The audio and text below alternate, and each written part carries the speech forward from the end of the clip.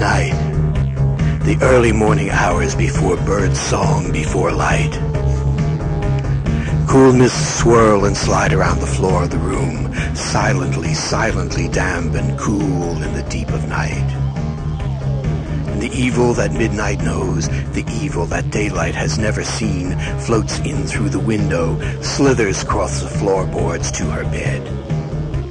She senses, she knows there is someone, something in the room, in the dark, in the swirling mists with her. She sits upright in bed, her legs bare, her feet dipped in the undulating mist. Her eyes grew accustomed to the dark. The purple light envelops her. A hand on her arm, a hand lightly touching, caressing, kneading her flesh, chilling her flesh with its icy familiarity. She remains still. The hand remains in place. The feel of cold lips on her shoulder, an icy tongue exploring her upper arm. No, don't hurt me. A pause. What do you want? No answer. The lips slide over her shoulder to her neck. The tongue explores, searching for a warm artery. The figure stands, takes her hand, moves it to his lips, and kisses it. He rubs his teeth on her knuckles. The teeth are sharp. He licks her fingers, all the while moaning, grunting, making little noises. Electric passion flows between them. Her body quivers with excitement.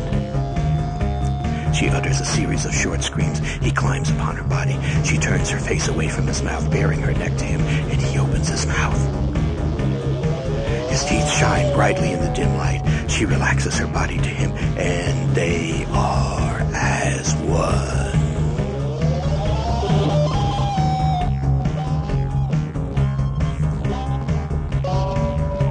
There is a passage of time again. It is somewhere between midnight and dawn, the darkest hours, when mists of night cover glistening floorboards and quiet sounds float in the damp, sensual air. Unable to keep the vigil for he who will come to her, she has fallen asleep in a chair. Dreams of red and swirling miasmas, mists and liquids, tossing her body about, submerging her and pitching her into the air, twisting and tossing her vision, a mylar reflection of vermilion and matter, a trauma of life and death, lost and foundless on a sea of scarlet. She tosses and cries in her sleep, and then she feels the lips on her shoulder. His lips, his tongue, his teeth on her neck. He climbs on top of her and begins to suck at her neck. They moan together and they scream together. Their bodies rise in a floating motion and a tango ensues, she and he in rhythm with the pulse of the blood in her mouth. The dance is through. She mounts the stairs, but he is ahead of her. She falls on the steps. He bends over her and continues to gorge himself. He rips off his shirt, and in moments they are on the ground again, mist swirling round them. They tug at their bodies, rolling, wrestling, tearing at each other. They rotate on the ground, attached together. His lips cling to her neck like a leech, and the red liquid bloats his belly. Soon, the lust that roused him is gone, and he releases his hold on her. With this, she seizes his shoulders and presses him to the ground. She stares into his eyes, and he into hers. With a lunge, she throws her head onto his neck. Her teeth puncture his flesh, and lo, his blood spurts into her mouth, and she screams with satisfaction.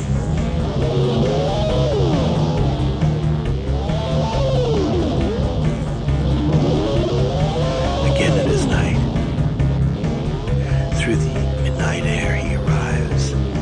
She beckons to him. Come to me, my love. Hold me in your arms and bare to me your neck. Feed me with your blood, for you are mine. He comes to her, and she gently coaxes him to the ground. She undoes his shirt and lays naked his chest. His legs straddle his hips. Her fingers stroke his flesh.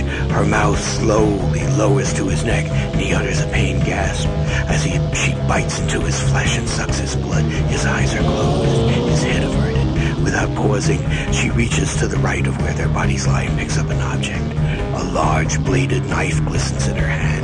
Rising, she tenderly brushes his chest with her fingers. Then, gripping the knife with two hands, she raises it overhead and plunges it down into his heart with all the strength she can summon.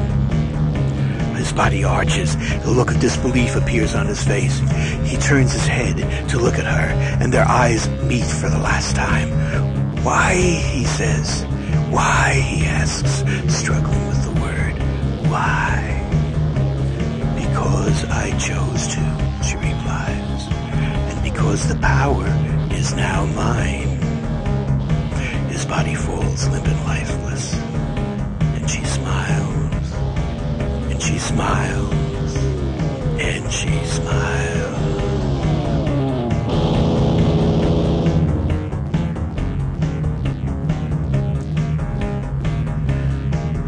In the night, I come to your room. I float on the mist and I ride through the gloom. I watch your sleeping form and I'm enthralled at the sight. I touch your pale white shoulders in the night, in the night. In the night, as the daylight sleeps, the dark is king when the spirits sleep. I enter your room and take hold of your fright. I take over your body in the night, in the night. Give yourself to me, you cannot resist. Give yourself to me, I persist, I persist. Feel my lips on your neck, don't resist, don't resist. Feel my teeth in your flesh, it's what I need to subsist. In the night, our lives have mated. We shared our own blood, and I am now sated. As we crawl off to sleep, and the night turns to day, we'll wait till it's dark again in the night, in the night.